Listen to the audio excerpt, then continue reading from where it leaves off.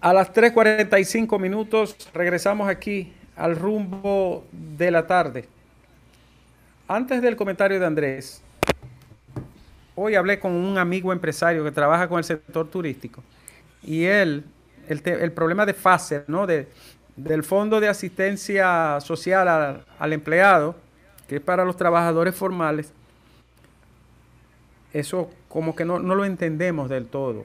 ¿Cómo va a ser la compensación de los empresarios frente a los 8.500 pesos que el gobierno ha propuesto para mitigar, ¿no?, la suspensión de contrato que afecta hasta ayer a 225.000 empleados o personas? Ojalá tuviéramos una respuesta, porque no la tenemos, ¿no? Y nos preguntan mucho al respecto y no tenemos una claridad para poder informar y edificar a la gente en esto. A las 3:46, don Andrés L. Mateo. Muchísimas gracias.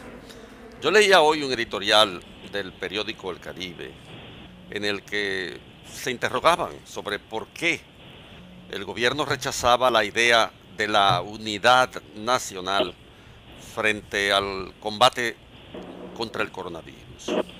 Y hacían una serie de disquisiciones muy importantes en ese editorial del periódico El Caribe del día de hoy.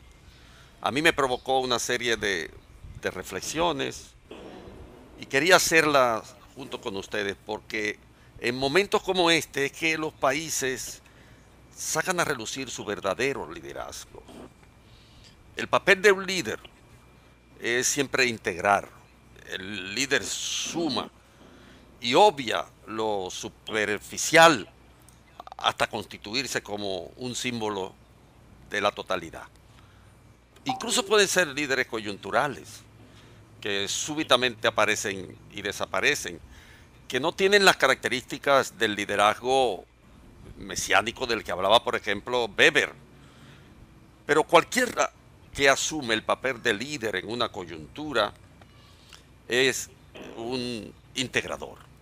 Se supone que suma, que obvia lo superficial y que se constituye en símbolo de la totalidad anhelada para la acción efectiva. Yo me interrogué alrededor de la figura del presidente Danilo Medina a partir del editorial del Caribe, porque hay muchas cosas que uno tiene que interrogarse en esta coyuntura crítica para avanzar, porque de aquí tenemos que salir con un país diferente, cualquiera que seamos los sobrevivientes al final. Por ejemplo, el presidente Medina creó una comisión de alto nivel y uno se pregunta, bueno, ¿por qué de esa comisión de alto nivel, como una expresión de la unidad, no está el doctor Jesús Félix Iglesias, por ejemplo? ¿Por qué no está la representación del Colegio Médico Dominicano? Es posible que la hostilidad, por ejemplo, frente a Waldo Suero, se sobreponga al interés nacional. En esa comisión tienen que estar los médicos representados. Son la expresión de los verdaderos soldados del combate, los que están en el frente. Y su colegio tiene la pertinencia nociológica, tiene la organización y la representatividad, porque incluso por ley el Colegio Médico Dominicano es asesor del Poder Ejecutivo. Entonces no se concibe, a menos que no sea la mentalidad de gobernantes que están en el siglo XIX todavía. ¿Por qué en esa comisión de alto nivel no están las enfermeras?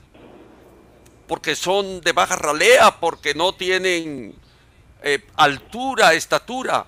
No, esas son las que mueren también en el combate y las que están allí.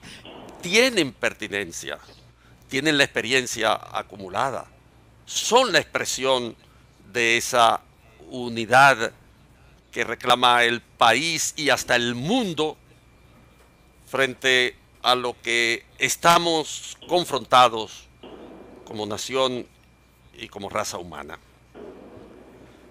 Estamos ante la degradación de la vida humana, ante la indefensión de la vida tal y como la concebíamos antes de la Revolución Francesa de 1789. estamos frente a la inoperancia del marco de la solidaridad humana que encarna el Estado, de acuerdo con lo que los pensadores del siglo XVIII fueron empujando como un ideal de convivencia esencial: la división de los poderes del Estado, la encarnación de liderazgos tripartitos y de líderes que se asuman como tales ante las circunstancias inesperadas y desagradables de la historia. Ahí debía situarse Danilo Medina. Él debía ser el protagonista, el que encarne ese esfuerzo de expresión y unificación del país. Danilo es como un comandante en esfumato. Habló al país el 17 de marzo mediante un video, y ya habíamos tenido una cantidad considerable de diagnósticos de coronavirus y había un muerto. Y su presencia, por ejemplo, en las reuniones de las comisiones que han estado trabajando con las medidas respecto de acción conjunta ante el coronavirus, su presencia es la de un convidado de piedra. Él no es el líder de carne y hueso. Él no está en la calle, él no ha ido a Macorís a dar un ambiente de espaldarazo y de visión activa de enfrentarse a un problema.